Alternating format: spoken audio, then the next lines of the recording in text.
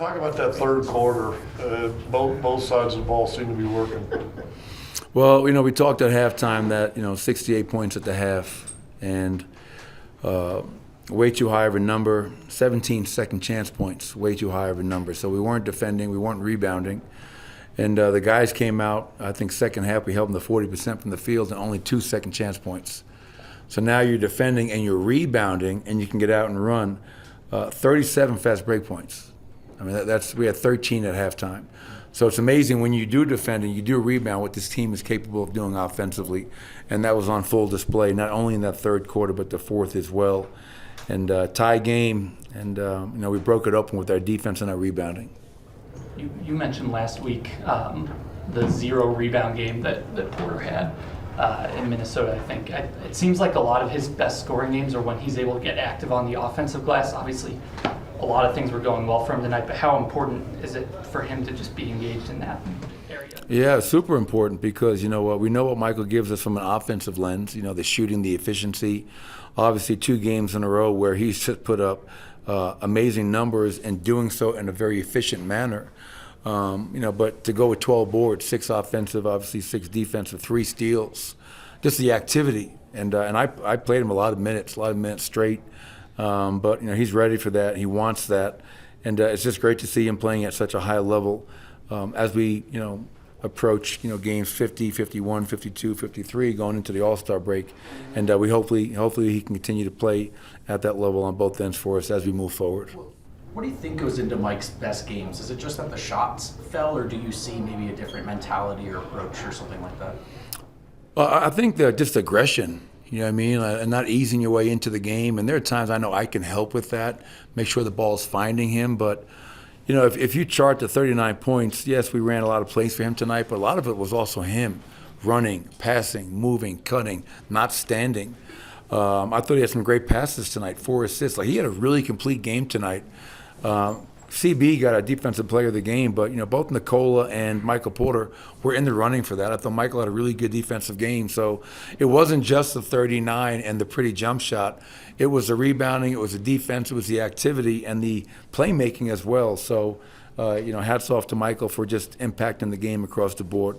You mentioned that passing, 40 assists on 57 made. That's a pretty good ratio. Oh, it's a great ratio, and obviously Aaron Gordon tied a career high with 12 assists.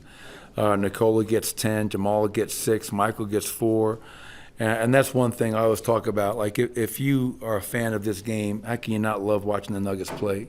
I mean, the ball movement, the body movement, the unselfishness, the ball doesn't stick, and everybody. I mean, we had Nicola and Mike shot the ball really well from 3 tonight. But the number of wide open shots we generated off of ball movement and unselfishness was fun to watch, and I'm glad we had a night where we could shoot the ball as well as we did, from the 3-point line as well as everywhere else. Is the hustle play by Hunter Tyson an example of that too? Yeah, that was awesome. Just Billy Hoyle out there running down the ball and leaving it all out there. That's what Hunter's going to do for you. The kid is just a hard worker. He's a tough kid. And those are winning type plays. If that's in your DNA as a player, if that's in your DNA as a collective unit, then you have a chance because, guys are willing to do the dirty work. And that was a hell of a play. I thought Zeke, and not as many minutes as the last 2 games, I thought he had some really good moments as well.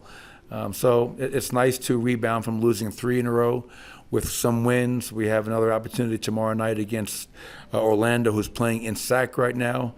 So hopefully we'll try to get some rest mentally, physically, and get ready to go tomorrow night. Michael, you guys have won 4 straight heading into the deadline. How confident are you that this team has everything it needs to accomplish what it wants to? Yeah, I think, it's been so hard to tell this year, Vinny, because how often have we been fully healthy? How many games has Aaron Gordon missed? And then he gets back, and now Peyton's out, and then Russ is out. So it's hard to really know who we are, because how many times have we been fully locked and loaded? But I like how we're playing. We've shown we can beat and compete with anybody in this league as currently constructed. And then obviously Calvin, I'm sure, is taking and making whatever calls he needs to make. But, I'm gonna coach this team, and I love the group that we have, and I believe in this group. And we'll see what happens come deadline tomorrow afternoon. Is Russ just going to stay day to day for now? Does he have a chance to go tomorrow? What's kind of his? I don't know. I don't think he'll be able to go tomorrow, to be quite honest. But I haven't had a really in-depth conversation with Steve Short and our training staff about that. So we'll see. But again, those kind of injuries, hamstrings, calf strings, you got to be really careful with those. So I think we have 4 games now left to go into the break. So we'll be smart with it, and we'll kind of take it day by day. Limited minutes, are you pretty happy with Jalen when he comes Yeah. in there and thinks he's been able to do? Yeah, I mean, Jalen obviously has just been rock steady all year long. He goes out there, he runs his team, he knows who he is as a player. He doesn't try to be something he's not. He's going to run the team. He's going to make the right decision, get guys the ball where they're effective. He's going to make the open shot, and he's going to compete on defense. And that's the definition of a backup point guard. And I think he feels that at a very consistent level for us, which has been fun to watch. I don't know how well you got to know Willie Green when you had him as a player in New Orleans, but with the season they've had, the number of injuries, another one at the very end, just putting yourself in his shoes, how do you even begin to kind of navigate the way that this has gone for them? Well, yeah, I did coach Willie Green, and I have nothing but love and respect for him. He's a class act.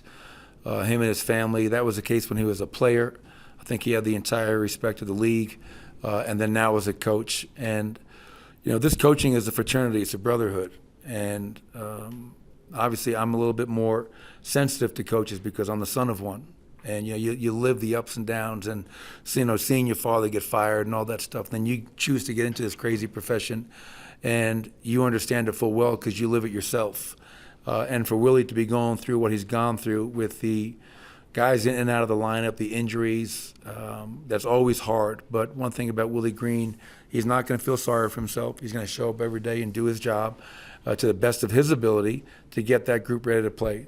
And I told him as I gave him a hug to say goodbye, just keep on being Willie Green. Keep your head held high and coach these guys up every single night.